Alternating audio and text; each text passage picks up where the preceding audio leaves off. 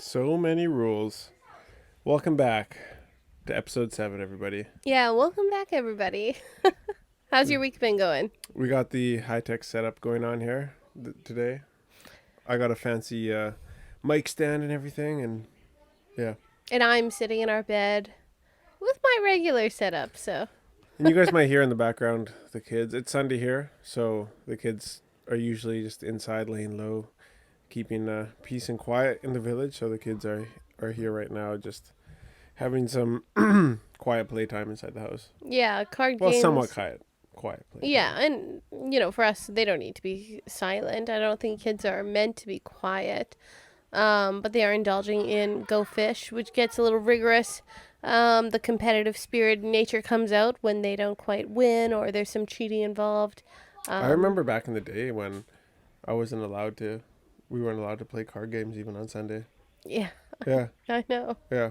And that That doesn't. wasn't really on my parents. That was more of like, I think. Well, the way that I interpreted it, and I might be off. Sorry, mom and dad. Is that was kind of like a cultural thing, and trying to appease the oldies, I guess, if you want to say. Well, I think it comes back to like even when we were first married and we were coming here almost 12 years ago, 11 years ago, something like that. It depends on who's in charge. Like your grandfather was alive then. He was a lot more strict than a lot of people are today. I remember no card games, no swimming, no nothing. And Sundays were, for me, a little painful to get through. For us overseas, Sunday isn't a day of, like, we consider it a day of rest, like no actual work, but it's more of like the day where you go out and like you get together with people, you have fun. It's kind of an exciting day. Like we go to church in the morning and then everybody gathers together in the afternoon I and we wouldn't do say something. everybody. I think you're. I think Sunday's a bit. I think there's a happy medium in there somewhere. Yeah, but like you eat, you hang out, you have fun. Like if it's volleyball, that's great. If it's just lunch and hanging out, that's great. If it's a beach day, that's great. If it's winter and you want to go snowboarding Sunday afternoon and that's like relaxing for you, that's great. Yeah, yeah. I think there's just more of. And we were talking about this actually at our Bible study this last week about how there. It's not like Western culture. We come at this because like we've had the privilege. I think we consider it like a privilege to have live the life we live and still be healthy and have kids and stuff like that. That like we got to experience Western culture and now we get to experience what it's like to be in the village and stuff like that. And I think there is a happy medium between both cultures in spirituality, in tradition, and a lot of different things. And we kind of talked about that a bit at Bible study this week. I Well, thought and, that was and kind of neither interesting. is wrong. So let's start with that. Yeah. Neither is wrong.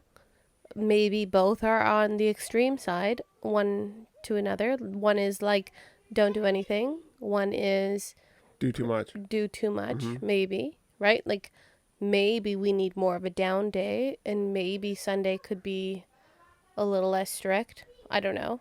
Yeah. But neither is wrong. So We're let's not. start Yeah, with we're that. not saying we have all the answers. It's just commenting on what's actually going on around us.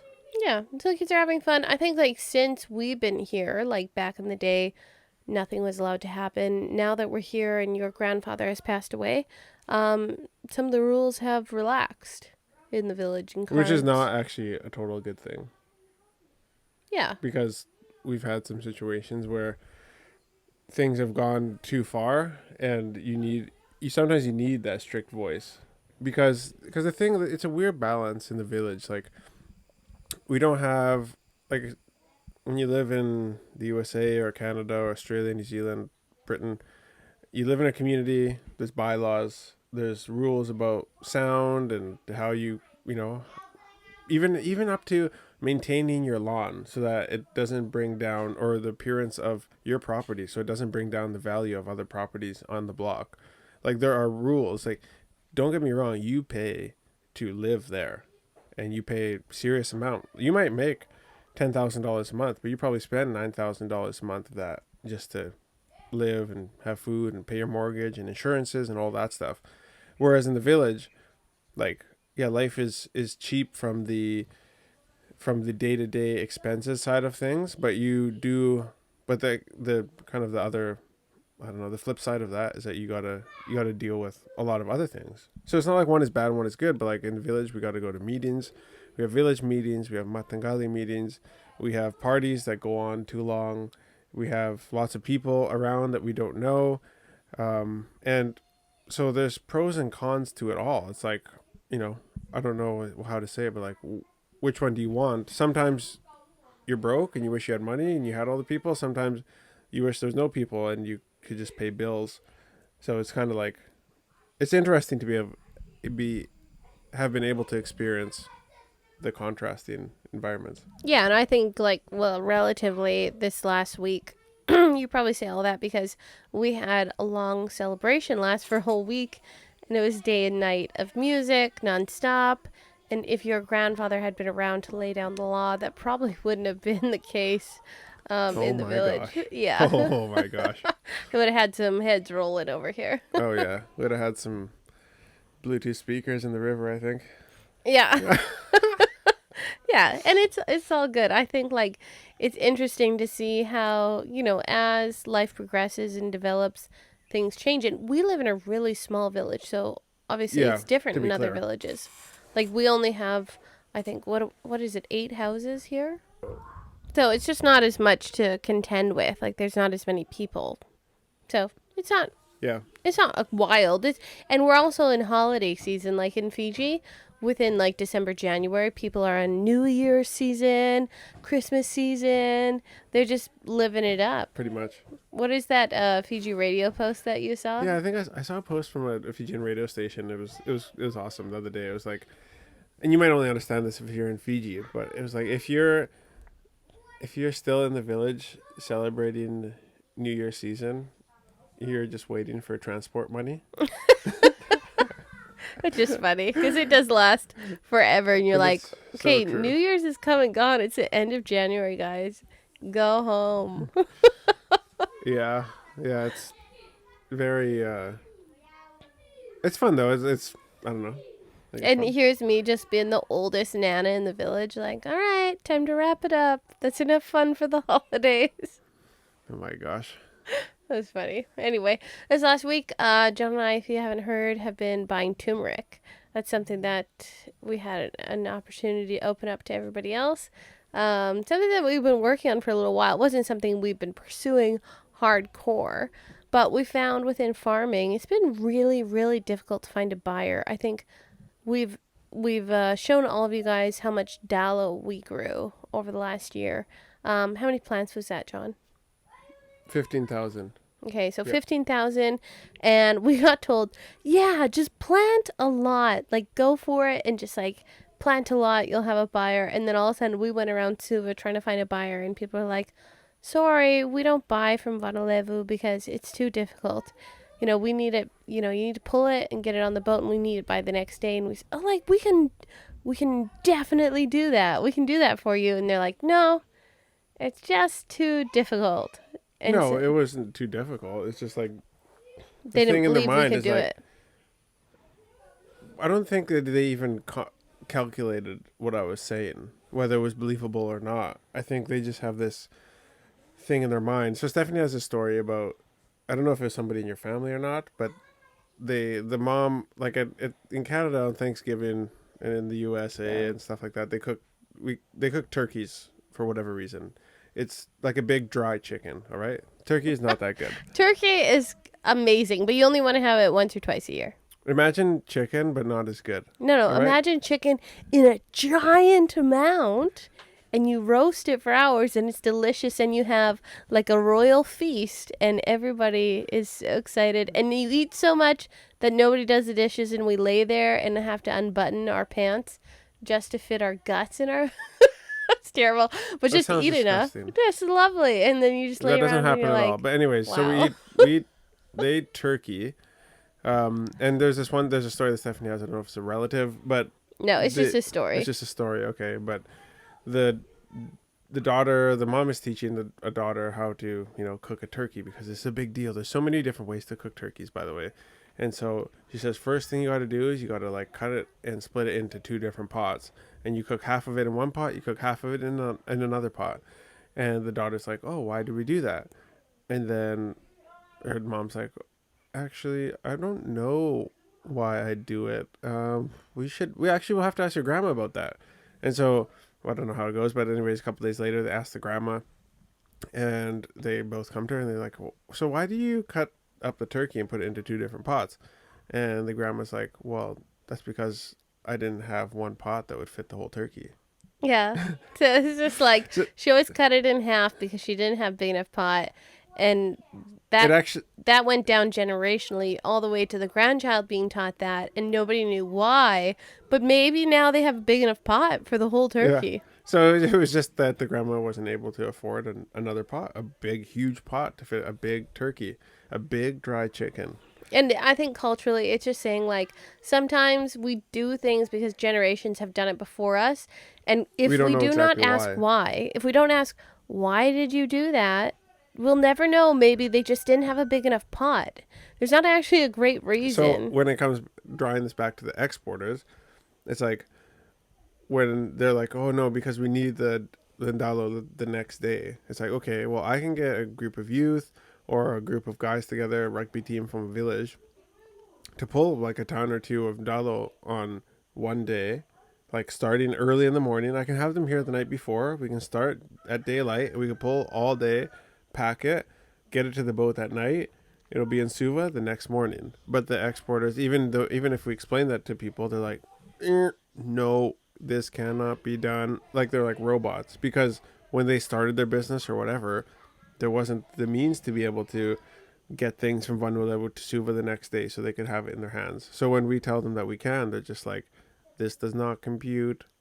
Yeah, and the Yeah. crazy thing is like you read statistics that the government puts out or agriculture puts out, and it says like we do not have enough dalo, we don't have enough cassava, we don't have enough turmeric, we don't have enough X, Y, and Z.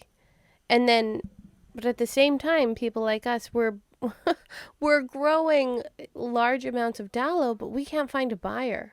So something's not lining up. What's not lining up? We have so much, you need so much, and yet nobody will buy from us. Yeah, So well, there's just been this crazy cycle, and I know, and it's even just like the turmeric stuff. It's like people are gonna have a hard time believing that we're just buying turmeric and that we're actually doing it. And it's like, well, we're actually doing it, and like yeah, it's happening because I've had things with like business people coming to Sanganga and saying plant this or plant that, and we'll come and buy it, and people go and plant it, and then the person never comes back to buy it. yeah, Or you plant it and you take it to them and they're not clear about they're not clear on purpose. They're purposefully um like not clear in the description of what they require as far as like quality of product or size of product, say with cassava. And then you bring it to them and then they reject half of the cassava because it's not big enough or because it doesn't meet their yeah. requirements. But you were never filled in on that. And all they do is like you get it, you pay for transport to get it all the way there, and then they reject it. And so like what are they supposed to do? So people like myself, like us who have been trying to do farming, like we're discouraged because we try and we try and people say just plant, don't worry, there we'll buy, or there's a market. And it's like, but there's not a market. And There's so I not, and you see why so many people, especially in Bonalevo, do. Sorry, I know I say that wrong, but they do sugarcane, and yeah, sugarcane is not the profitable. most. It's not profitable as an Well, industry. it is profitable, but it's not very. Well, they're Yeah. in the negative every year. As a public company, they're not in the profitable end zone. They don't make money at the end of the year. They're in a deficit. So I cannot look at that business and say, yeah, it's the most amazing business. And you think, why are people not doing other things? Because they could make more money. But it's not true at the moment. We grew 15,000 dalo. We didn't get to sell all of them, and also we had to sell them off in small piece by piece, and it was a hassle. We didn't get to say, here's all of what we grew. Let's have like one big chunk large sale because you guys are short on supply. It'd be great if we'd have a buyer. It was a struggle. And so I see why all these farmers go, sugarcane's the way to go because you will have a buyer and they will not reject your sugarcane. It will be just fine. So Yeah, yeah, I can see there's a that. guaranteed buyer at all times, Yeah, and the price is fixed and public. in public, Yeah, it's great. so nobody, you know, and it's not graded like on the spot. Yeah, Like you're tested, you know, here and there throughout the year, or they send inspectors out to check your crop and stuff like that. And but when your cane is on the truck going to the mill, like it's going to be bought, yeah. you know. And You're I not think gonna. that's reassurance for people. Well, you're not gonna transport it and then get rejected. Like, how disheartening is that for Yeah. someone that's labored all year to bring their product to be say sorry, and then what are you supposed to do with it? Eat it all? Like, if you could eat it all, okay, but most people don't have freezers. Most people don't What have for sugarcane? no. Like, You want to uh, eat freaking 100 tons yeah, of I mean, like sugarcane? with cassava. Let's say you're Oh, selling okay. cassava, you get rejected. Yeah. You're not going to eat all that cassava. It's just going to get handed out, and you're going to be at a Right. big loss. Like, Right. it's disheartening for sure. I think, like, with our podcast, it's something that's we're going to be more in depth and more candid about what we're talking about. Like with the turmeric, when last week was our first buying day, right? Yeah. And how many people did we have show up? Ooh, we're gonna be this candid We're about going to be it. this candid. Let's go for it. All right. Well, I had. It was a. It's a long story, but it was a group of I think 5 or 6 people that brought their stuff to Lambasa, and then didn't know or didn't. Yeah, couldn't get it to Senganga, and so 2 of them came and brought everybody shipping. So total Okay. like 5 or 6 people brought bags, but I think it was, yeah, there's only 2 people that came, and then while we were sitting around waiting all morning, there was a few boys sitting around waiting with us as we do in Fiji. Like if there's something going on, you just kind of hang out. And so while they were sitting with us, we were like, "Hey, go pull some dango on the other side of the housing development." And they went. It was 3 like 14-year-old kids, and they went away for about an hour, and they came back with a full bag of turmeric, and then I Yeah. had to pay them. It's So so anyways. John's not going into as much depth as I want him to. Oh, I want him to talk about how we had a couple people drop off stuff, and then all of a sudden we got a phone call from this family that we had talked to a couple days before saying, hey, if you guys can provide us with 10 bags or more in Lumbasa, we'll come drive and pick it up. oh, I see what you're saying. Okay, yeah, Right? And yeah. then Explain. they called us Thursday and said, hey, we only have 7 bags. Are you coming to pick it up? And we had to kind of discuss like, well, we kind of told them Wednesday and we told them 10 bags or more. And then we went, well, we're not getting a good turnout date, whatever. Let's just go Right. and pick them up in Lambasa. And then right before I left, I said, well, okay, we're kind of at a crossroads here. We have one scale. So how can I go to Lambasa and like weigh it for them and make sure it's the quality and like size Cleanliness. we need and all the things. So I said, okay, I'll go, and then I'll tell them either you can just send it with me and trust me, we'll take a video and weigh it and put Yeah. it all out, and we'll send you the money in paisa, or you can jump in the van with me. Sorry, the truck for you overseas. The van with Ooh, me. Yeah, my Fiji you're lingo, changing over. and you can come back home and we'll weigh it, and you can watch us and make sure everything's going accordingly. So I got there was multiple people that had brought bags, so they all had to kind of discuss what was going on, and 2 of them jumped in the vehicle with me, and I brought them back to Sanganga, and then we weighed it. John took a look at it. It was it was dirty, it was undersized, and John had still said like, well, they made all this effort, we don't want to discourage people in this moment. We want to encourage people, but I can't pay them full price because they need to know this will not be acceptable going forward. So you ended up paying them 40 cents Yeah. Well, and the thing is kg. that like I was really really clear, and like the only way that people knew about this opportunity was because of the videos that we put out the week Well, and before, and also, in many videos I explained this is the size, and this is how clean it needs to be. It needs to be the size of a grown man's thumb and going up from and there. within this particular instance, you had also spoken to them on the phone and described this multiple times. So Yes, we're not trying to hide what we want. We're trying to be very clear. because I don't want to discourage people. Like I don't want to be the middleman that is like not forthcoming. Because here's the thing: if you bring dirty stuff, like it costs me money to have to clean it because I can't clean it by myself. So they brought 8 bags. Not all of them were really full, but Nope, anyways, 7 bags. okay, okay, 7 bags. Not all of them were very full. And then I had brought 2 boys from the village, 2 guys from the village, to help with cleaning, just in case. So I said, hey, Yeah. I'll pay for the day. If we clean or if we don't clean, you're gonna get paid. But just in case people bring stuff that's not clean, Yeah. assuming that people were gonna bring stuff that wasn't clean. And so that happened. And so there were 7 bags of turmeric that all needed to be cleaned. Like the guys had brought it, they cleaned it a bit. Like they rinsed it off, but it needed some work.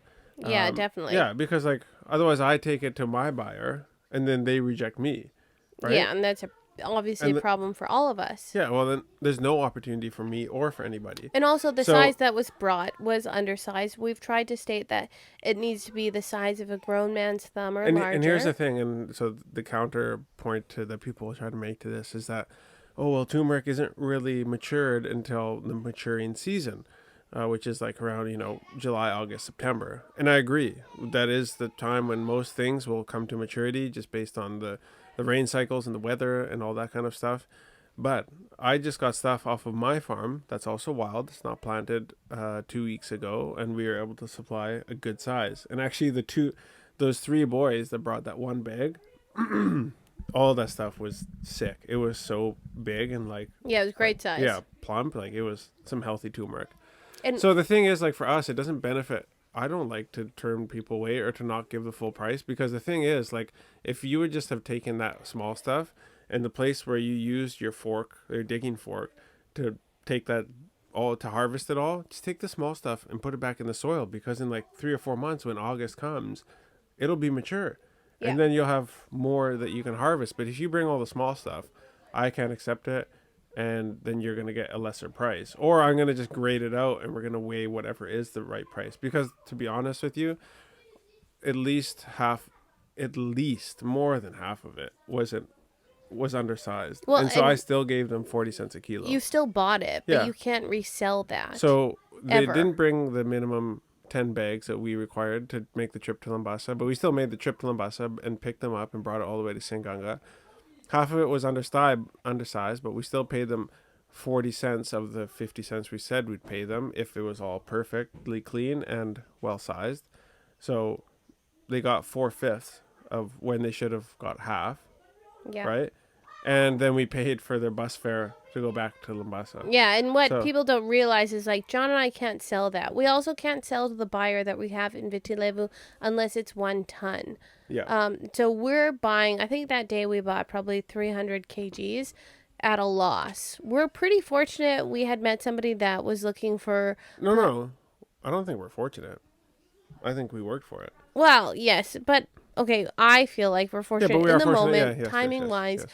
that we had known somebody that was looking for planting material. So we sold it to them at cost. We're still out a bit of money, like paying the guys that were helping us and our transport cost to Savu Savu and, all these things. But it's way less of a deficit than it would be if we had paid for everything. Yeah. So I was We're pretty still happy. out like $150 or whatever, like Yeah. for the first run. So like if you're starting like a new venture, like to be out $150 in the for the first go around is like, it's not that bad. It's not that bad. But the thing is, like, most of my family like can't front that bill, No. and so I can't even front that bill forever. No, But- like we've got like maybe we could maybe do it for 2 months. If it doesn't pick up after 2 months, we got to be out. Yeah, and so and we will, because there's so many opportunities in Fiji. Like, don't get me wrong, we don't have to die on the turmeric hill. No. Like, if this doesn't work out, I'll just take the stuff from my farm, and Sell it. and when I go to Viti Levu, like if we want to go over there, I'll just take 20 bags, put it in the back of the truck, and it'll pay for the transport and for the boat fees and everything like that. And Yeah. I can do the rest of my business. Yeah. So if it doesn't work out, it's no love lost. I was just like, hey, this is a cool opportunity. And the opportunity came about because last year, like, man, it was a long time ago. It's probably February, March. I went to Viti Levu and I took a sample from my farm. And I said, so I went to a few different exporters, finally found one guy that was like, yeah, oh, this is really, really great. But they just weren't really interested at the time. They No. didn't really want it. And and they were like but they it seemed like they had all the supply that they needed from farmers in Viti Levu. And then they called me before Christmas, and they're like, "Hey, can you supply us? We really need some." I'm like, "Whoa, these guys seem real desperate." And I'm like, "Okay, Yeah. I'm like, we were house sitting in Singatoka, like we were in episode like I think it was like 3, 4, 5. When we talked about this in the podcast back, that like our first shipment was a failure. We talked about how the guys didn't have enough forks and all this kind Oh of yeah, stuff for our yeah, first shipment with them, and they still wanted to buy from us. yeah. Did we talk about that? Yeah, we did. Okay, yeah. So even though like it wasn't the best shipment that we had given to them earlier, like we were learning the basic, like because I wasn't here and it's my fault. Some of the same things that happened with the people who brought turmeric on last Thursday happened to us. Like some of it was undersized, but they had to do was just like pick and choose, put the small ones back because there was lots of big ones, and then clean it a bit better. And so I'm not upset. I felt like I treated everybody fairly in both situations, or I hope I did. Yeah. Um, And I think for now, like, we can buy at a loss in the sense of, like, if it's undersized, we'll still try and buy it for the first month because we want to still encourage people to, mm, like, come and supply because we need to make it up to at least the first ton. And then we can start saying to people, like, okay, you I actually. will buy undersized, but just to be clear, I'm not gonna pay full price for it. No. No. Well, and also, like, we need to tell people, like, well, you need to bring us better sizes. So, like, the first time, like, shame on you, we'll buy it. And then the second time, like, shame on us if we're still accepting that. It's hard because, like, we're here to make business because we want to employ people. And to make that employment happen, we need revenue to, like, circulate. So we need to give people revenue and pay them, but then we also need to make enough income that we're able to pay employees to run this business. Like, we don't want to do just one thing, we want to do multiple things. If this multiple thing does not make money, John and I are stuck either doing it ourselves and not employing people within our community or just shutting it down. Yeah. So it's just kind of one of those things where it's like, yeah, we want it to be a win-win. If it's not, then what's the point? So people might say like, oh, like why do you're buying it for 50 cents and you're selling it for, $1, and like you said, it's like, well the point is not to keep 50 cents of profit for ourselves. Like the point is so that we make enough margin so that we can employ people to run it for us. Because like unlike most of the businesses in Fiji, which I absolutely despise their business models, like I want to step away from businesses as soon as possible, because if you create a business that you have to work in, that you cannot leave, and there is no systems or processes that allow you to step away, all you've done is created yourself a job. You have not created a business, you created a job. And most of these business people in Fiji have jobs because they don't trust their employees enough to step away, or they haven't implemented systems and procedures in a way that allows them to step away and to start other business or pursue their ideas. And so I need to, have enough of a margin so that I can figure out like how to run things and then hand it off to people. So in the end, I can take 5 cents per kg for myself, but if we're selling enough, that's worthwhile, because then the other 95 or the other 45 cents of profit a kg goes to employees, it goes to transport, it goes to administration, because frankly, and this is another thing that we don't really talk about, is like it took us like what more than 3 years to build our social media platform to this stage, and nobody else has the means to be able to make a post and get like 600 inquiries in the form of either a message, a comment, a phone call, or a text. You know, like other people could know what we know. Well, actually, you all know what we know now.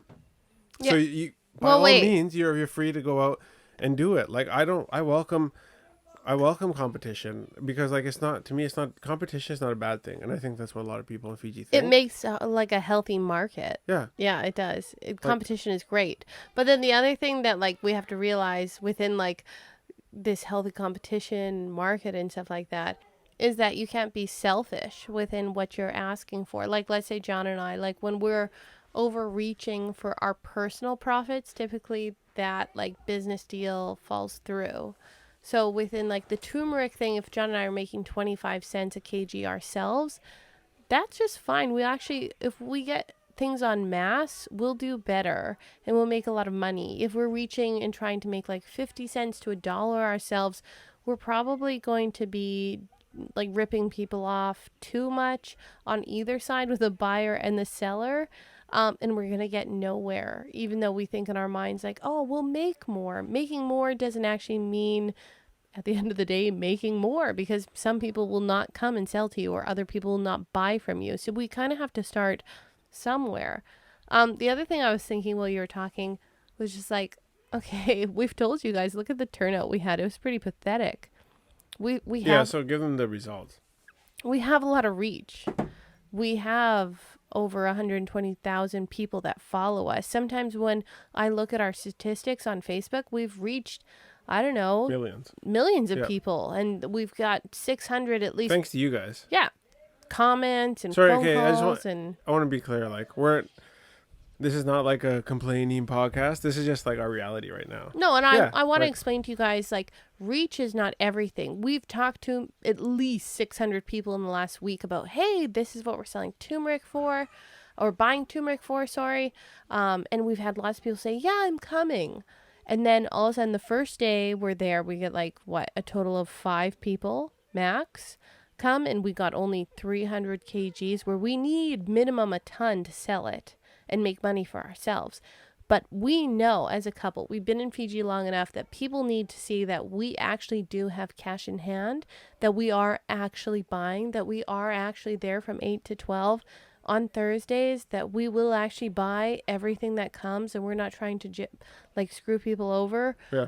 Like, they need to see the evidence of our bodies they're buying. And so the more that we do it, the more evidence that they have, the more that they can trust that this might be a long-term thing, because people are skeptics. They've been gypped. They've been messed with way too many times, and we've personally seen it. We've been messed with a lot in the last 3 years. Sure. Yeah.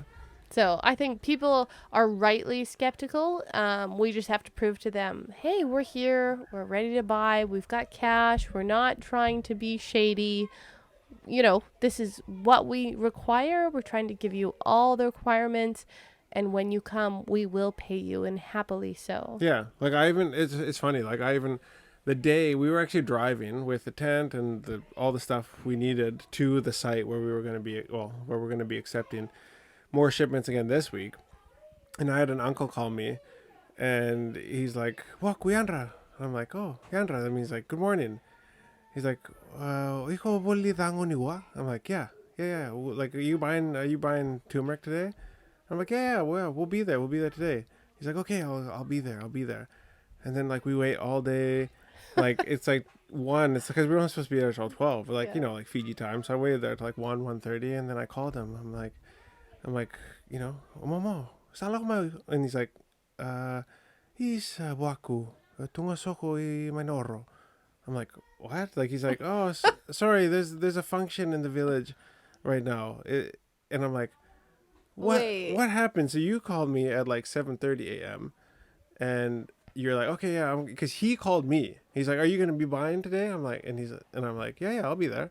And then I call him like, what is it? 5 hours? Or no, 8, 9, 10, 11, 12, 1, like 6 hours later. And I'm like, are you bringing it? Because assuming that like in the morning he would have had it, right? Because he's like, are you buying? I'm like, yeah, I'll be there. And then he's like, oh, sorry, man, there's like a function in the village. And I know this village. I know what function was going on. The function had started 2 days earlier. 2 days ago. So it wasn't like the function was like some last minute thing. The function had started. They were butchering cows. There was heaps of people in the village. And so this is kind of what we're dealing with anyways.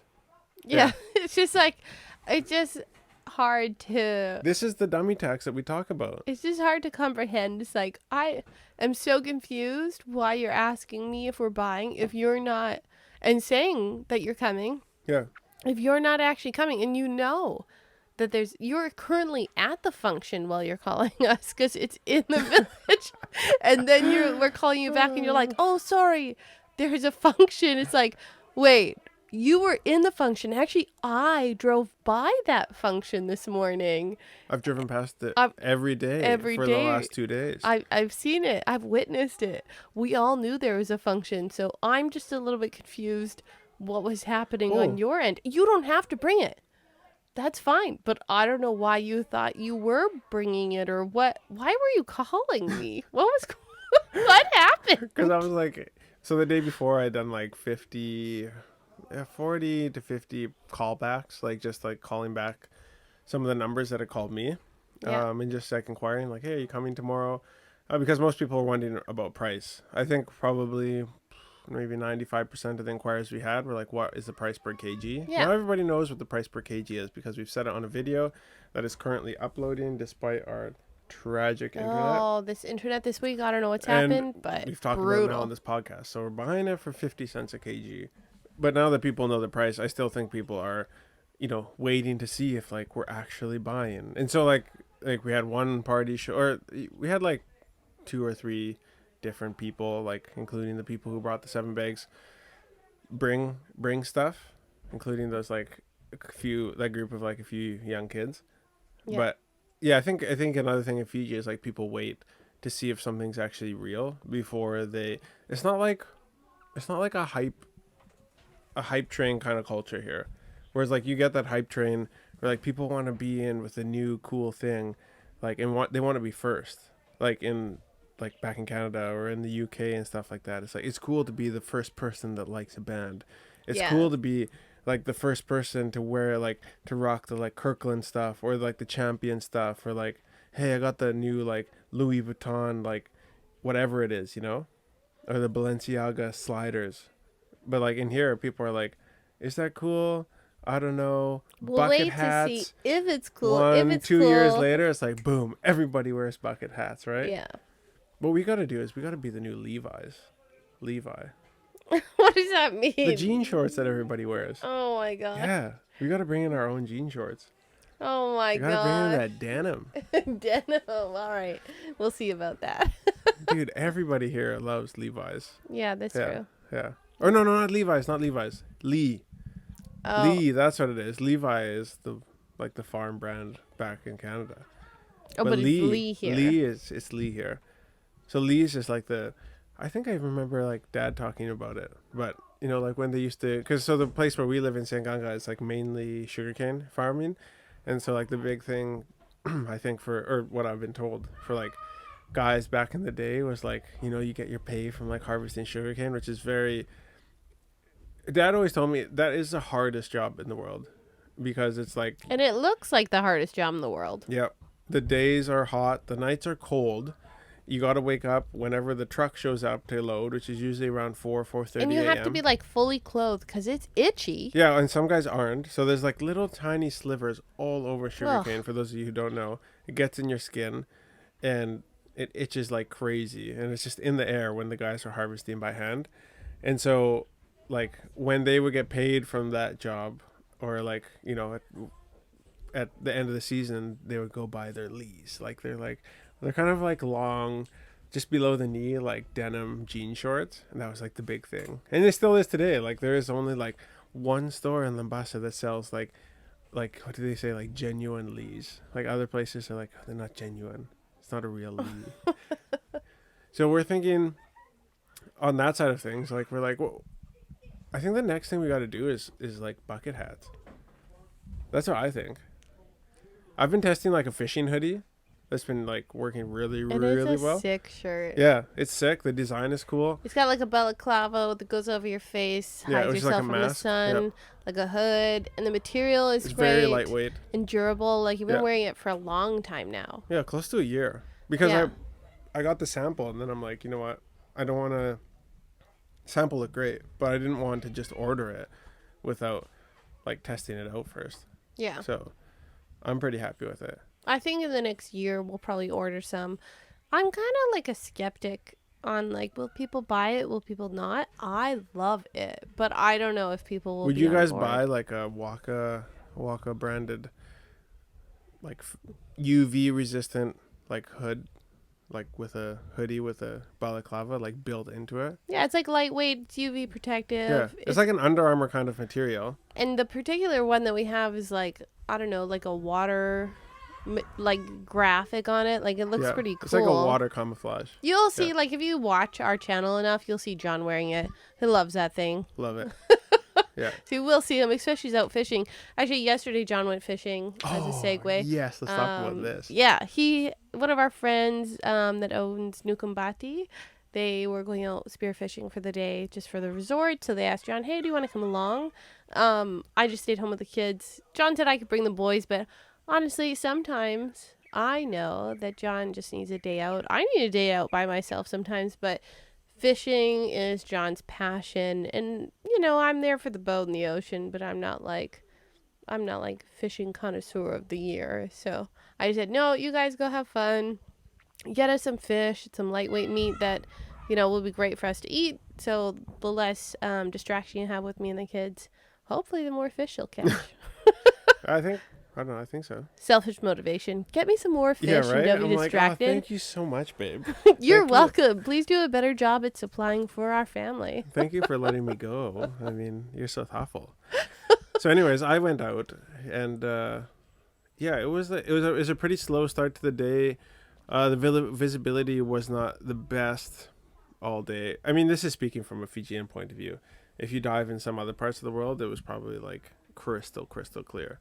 But spoiled brat. Yeah, pretty much. Yeah. So we were diving on what we call it in Vanuatu Bainivoliku. So that's the third largest, I believe, the third largest barrier reef in the world. So it basically runs from like the southern side, like the southern tip of Vanuatu, our island, to right like to the north. It's huge. And so my friend knows this section of reef very, very, very well. And so, yeah, we dove a few passages, and then we did my favorite thing, which is like, I call it like bommy hopping. So bommies are basically like huge coral towers that just like rise out of the ocean floor. And so it'll be like, I don't know, 60, 70 meters deep on each side. And then you just get this huge coral head that comes out, and it just attracts all the life. And so there's all sorts of mackerel and tuna and trevallies like swimming around. So yesterday there wasn't all the mackerel, or walu as we call it, or tuna, but there was. I did shoot my record sanga, which is a giant trevally, and I shot my record Ndelembulewa, or Kaukawa, which is like a rock cod, I think. Yeah. So that was sick. I was like, and the rock cod, I freaking stoned him right in the forehead. This might get taken down for abusive or like a PG rated commentary, but he was just hanging out in his little cave, and I saw his big head, and yeah, that was sick. I think it's fine. I think it's sustainable fishing. It's providing for your family. We're not having to go to the markets where it's overfished. I think ethically it's all the right things. So I wouldn't stress about it. No. I'm just saying, like, it might be like people like, oh my gosh, you shot him in the forehead. It's like, heck yeah, I did. Well, no, but like from like a, I don't know, I'm not much of like a tree hugging like eco lover. Like, I don't preach it. I believe in it. Like, I hate seeing when people throw their garbage out of the bus or whatever like that when I'm driving behind it. That ticks me off. But I do think that spearfishing is probably one of the best ways to like be able to maintain a healthy reef system and an environment, because like you can see fish. Like, I see fish all day. I could shot hundreds of fish yesterday, but I only shot 6 because like I don't need to shoot those ones, or this, it's not the type of fish that I want, or not enough flesh on that fish, or I don't. That's not the fish that we should shoot because it doesn't make sense, because that's a good fish for the reef. I mean, like I said, I'm not a tree hugger or like a big eco person, but like at least I get to choose. What I like about spearfishing is that you get to like see and choose what you want to shoot. Yeah, and it's like these big oversized fish. Yeah. And I think like you're looking at providing for what we're gonna eat and what would be best for our family, Mm-hmm.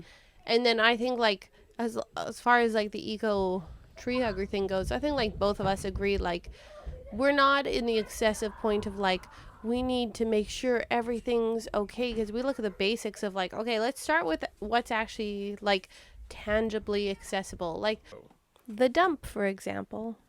Yeah, the dump is. When I say the dump, it's like the rubbish dump, I guess you can call it. In Lambasa, at least, the rubbish dump in Lambasa is really, really upsetting, because It sits in a like a S bend in the river, or like a horseshoe, and the rubbish dump is in the middle. Well, the Lambasa town and area, the Lambasa River floods every cyclone or every time that it floods. Sometimes annually, and depending on the cyclone season, a couple times a year. And that garbage dump will, I assume, and I don't know, maybe you guys can tell us. Like when I went there, I was like, man, this place must get flooded every time. And then I actually talked to a guy who is very, very interesting and random meeting, but I talked to a guy who is a waste management contractor. And so Okay. yeah, like when I talked to him, he'd just gotten back from like Malaysia or Indonesia or something, and he had been like consulting. Yeah, he's a consultant, waste management consultant, and so he had been consulting one of the big cities out there on a new rubbish dump. And so I was explaining, I just happened to be talking about it, like the Lambasa rubbish dump, and then we talked about his background, and he's a very wealthy gentleman, like very wealthy. He's done, I mean, who knew there was so much money in garbage? But he said that what that is called is hydraulic waste management. Hydraulic meaning, hydraulic waste management meaning that liquid, aka the flow of the river, takes care of the waste. It's pretty depressing. Brutal. Yeah, it's brutal. Well, and I actually met someone recently. We'll just give him a first name, Ben. He told me that they're looking into developing a new what do you call it? Like Ben, this not Ben. His name may be Ben. It may not be Ben. Ben, not Ben. He told me that they might be looking into Sanganga for a new waste disposable management Oh, is place. that right?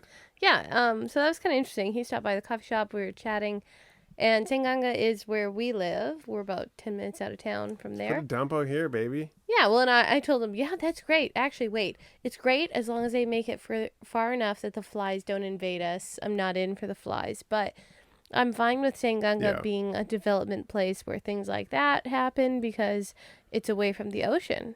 And Yeah, like the thing is, landfill is not that bad. yeah, let's keep it away from the ocean. I mean, if you guys want to put a rubber stamp on our Matangali land, I mean, just come and talk to us. We're open to suggestions. You can twist a rubber arm. I mean, we're not excited about rubbish, but if there's some money involved, And I can talk. and I don't know if I this is entertain it. actually true, but someone told me last year that within like the landfills, like where a lot of companies now are pushing to go away from plastic, right?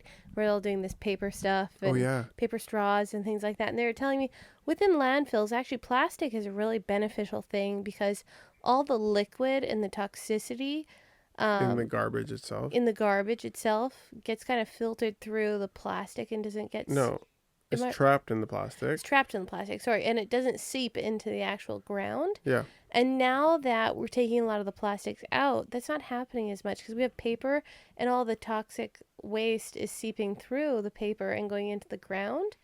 So obviously that's less. and this is not just like a random on the side of the road. This is a very successful businessman who Yeah. deals in this industry. In this industry. So it's interesting to hear that they're saying like actually this is less helpful obviously for the environment when you're having all this toxic waste seep into the ground where before it was kind of like cushioned and pillowed by all the plastic that we had in the landfill. So, for us that we're going all the way to paper straws, which I will say are not making the quality of my drinks all Oh that my great. gosh. And sometimes those paper straws are wrapped in plastic, but they're just not quite cutting the grade for me. I will say it's interesting to hear the end result of all that eco friendliness that they're actually hurting the environment at the end of the day. Like we're trying to move towards eco friendly things, but even like with electric cars. Yeah, I feel very torn about that because like I'm definitely a proponent of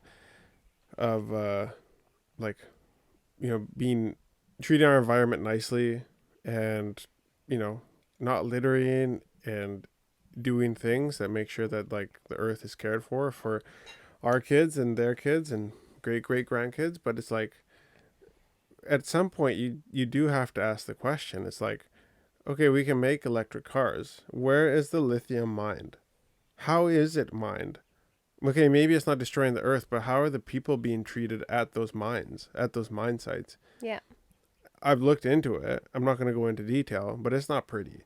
And No. then what happens if one of these electric cars, if you're talking about Rivian, if you're talking about a Ford electric truck or a Tesla, what happens they get when they come to the end of their use? Like batteries have a lifespan. All batteries right now, we haven't got battery technology to the point where it doesn't have like a lifespan. Like eventually it gets disposed of. Where does it get disposed of? Where do these things go? What happens if these things light on fire? Which happens. I talked to a guy who lives in the Netherlands, I believe, or Germany, or Austria maybe. And he said the fire department's there. They literally have this special box now because there's electric cars. But Yeah. they don't even try to put out the fires on electric cars anymore. They just put this box on top of it, probably a big metal box, and it captures all of the nastiness so it doesn't get released into the atmosphere. Now, does every country have the? I know that where I used to live in Canada, like they don't have those. Fire departments don't have those. So all those toxic things after cars get in an accident and everything gets leached into the groundwater or into our atmosphere. And so, anyways, I think I'm a proponent for saving the environment because even yesterday I was friggin' ticked off because I was diving and I was like there was plastic in the water in some spots and like ice cream containers Yeah. and that really ticked me off. Like it was weird. Like I was diving, I'm like this is so upsetting because you know that what happened was that got disposed of on some piece of land. It got washed into a river and that river like drained it into the ocean. And now when I'm spearfishing, I'm seeing it, and so like it's upsetting. Or But even like like when we were house sitting in Saratoga, we'd go down this beautiful beach. yeah, And then the whole time we're out like playing in the water and like on the sand, I had to keep yelling at the kids, stop playing with the garbage. You stop playing with the empty beer bottles because you might get cut by glass when we're walking. I'm like, careful, there's glass, dodge that. And then they're playing with like wrappers or whatever else has gone, 50-50. Half was from the land dump there, and the other half was from people picnicking, just like leaving all their rubbish there. And it's like, ugh, this is such a beautiful, stunning location. yeah. And yet I'm having to tell my kids, stop playing with the garbage. Like, I know, just Yeah, stop it. like I think, and don't hear us wrong here, but like their government only has so much money, and Yeah. people are like, "Oh, the Yep. government needs to take care of this. The government, blah blah." Blah. It's like, guys, governments don't just have unlimited funds, like just to take care of all the issues in every country in your particular country, but like what I've noticed, and like I used to live in Africa, and now being in Fiji is like aid, NGOs, these kind of companies or these kinds of organizations, not for profit organizations, there seems to be like a real, I don't know how to say it, like they operate at 50,000 feet, like to the point where like the things that they talk about and the issues that they try to address are like, really? Like you're you're trying to like establish some random thing that like doesn't matter at all to the community and has no tangible link to the things that people are either passionate about or the things that affect them in a positive or negative way. And so there ends up being all this money spent through aid. It's like, what are you doing? How about the garbage dump in Labasa? Like, why did I go there and see that? And like, there's all these aid companies in Fiji and a bunch of environmental ones, and nobody's ever been or like considered the state of the rubbish dump or in Lambasa. It's like what's going on here? So I think like it would be helpful if there was just a bit more like the guy that you were talking to. I hope he does. I hope there's some stuff going on to relocate that thing further inland, because the fact of the matter is that like we create rubbish. That's just how it is. Yeah. Things come in plastics and things come in bottles or cans or glasses, and that needs to be disposed of. And frankly, I don't think there's a budget for the government with the deficit that it's in here in Fiji, at least, to be able to set up recycling systems where people are refunded for their bottles and all this kind of stuff. I mean, maybe there is, and maybe something will be done about that, but at the moment, not. Yeah. And I think it's like, it's really hard to see. And also, at the end of the day, it's weird because I'm like, I don't blame any individual. This is Not at the all. weird thing. Like these companies that are coming in, NGO companies, are doing what they can for the community and feel like they're doing, the best they can. They have these obscure targets to meet, and the people that are on the ground are meeting the targets, but are they the most useful for the community? And then for the government has bigger fish to fry. Like, I think a lot of you have followed us when we had our friends in the country with Kai. We had a couple moments there where the hospitals didn't have enough blood for us. We didn't publicize, I think, all of it, but they were running out of blood, and the hospitals, they didn't have the refrigeration to keep the blood. Something we heard was, we don't have enough resources to actually get enough. Like, if you bring a lot of people in to supply blood, we don't have the resources to keep it. And that's no necessarily fault of the government. Government needs money, and we need to pay taxes for the government to have resources to fund these kind of things. But the government has bigger fish to fry than like a rubbish dump. They actually have to look at, well, I The don't big know, picture. the big picture So and like the well off of their we're just a couple community. idiots talking. And we, yeah, really, like, bunch of idiots talking. We don't know the full picture, and that's just what I'm trying to get at. Is like the government has more to handle than maybe just a garbage dump, right? And we don't know the full picture of what they're dealing with, We're and just the talking about what we see. yeah, and the resources that they have. Like they're dealing with what they can in a small country, and I would say like Fiji's a beautiful place, and we love living here. Oh, for And sure. Yeah, when I first came to Fiji, um, I was standing in line at a bank, and I was just kind of frustrated by the line and the way that we had to line up. And in my frustration, I said something to the bank teller, and she said, "Oh, please don't compare us to other places."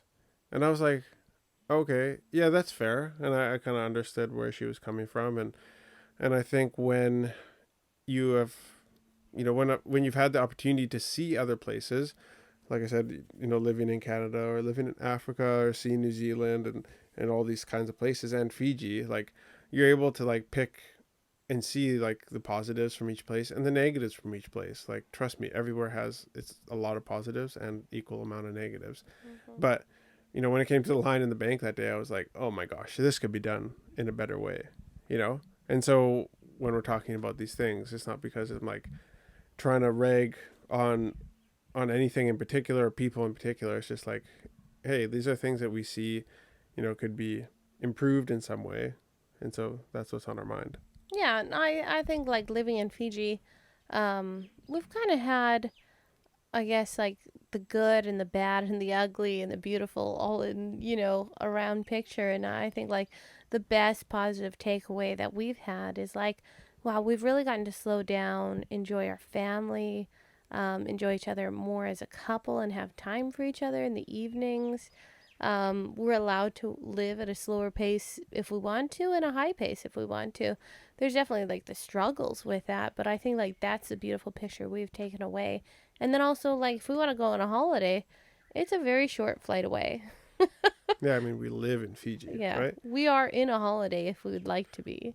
So it's just kind of all what place you put yourself in. Sorry, the perspective that you have, and like overseas is advanced and interesting, but then we're also like crazy materialistic and less family orientated and selfish, and our time is so precious, and we're not so giving of that. Like, I'll give you my money, but do not ask me to show up for an event.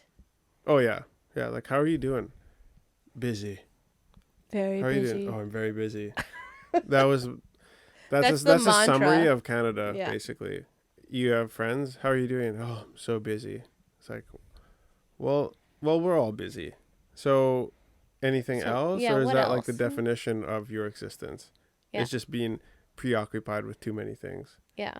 And like pushing people to be a part of a community and church, and just like having fulfillment in that. It was just a struggle, like pulling out teeth to be like, yeah, show up. Show up for your community. Show up to be a part of something bigger than just yourself. And don't be so very busy with yourself. That was just always a struggle. And here you definitely see that like finances are more of a struggle to give because they're not so readily accessible, but time is something that people are more than willing to give. And that's a beautiful thing in community, like especially in the village. Like village is community life, and I can't say that John and I are the best at that. But we make an effort here and there. But I see the beauty of the communal living and how people come together and do projects and do communal life and ask of us, and we can ask of them, and vice versa. And it is a wonderful, beautiful thing. All right, I have a game. I have a It's game. the game that we play every time. It's called We're Not Really Strangers, and this is the couples edition. So it's a set of cards, and there's 3 levels, and level number 1 is perception, level number 2 is connection, and level number 3 is reflection. And we have not yet to venture to level 3 because we are not just to experts spare you yet. guys. Just to spare you guys the details. But no, this is actually a pretty intense question. All right. Okay, so level 1, perception. This is one of the probably 100 cards in this level. If our first kiss was called a song, what would it be called? Okay, well, this might be the hardest one for me because I am not musically inclined. Well, it doesn't have to be an actual song. It just has to be what would you name? What would be if our first kiss could be named, what would it be named? I don't know. Okay, you go. You're first. Congratulations. I've nominated you for that. Mine would be, is this what it's like?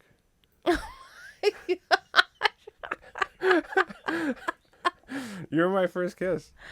So I was like, is this really what kissing's like? This is crazy. This is awesome.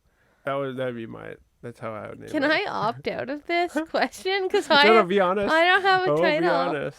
That was your first kiss, right? No. Like maybe you're my 200th kiss. Okay. Sorry about that. Okay. Not that I wasn't like that. A hoe, but I kiss some boys, so all right, moving on. I don't know. I'll just give you a description and you can title it whatever you want. Just title it. You don't have to get. We don't want a description, Stephanie. I don't know what to say. I taught you how to kiss. That's what we're gonna title it. I could die right now. So awkward. You're not awkward. All right. All right, and this is the episode where you guys learn too much about Stephanie. It's so embarrassing. All right, guys, this was episode 7. I hope you enjoyed our environmental rants. I dated a few more people than John. I was his first girlfriend. End of story. Yeah. All right. Have a good weekend, guys. Thanks for tuning in. Love you. And we'll see you next week. Peace.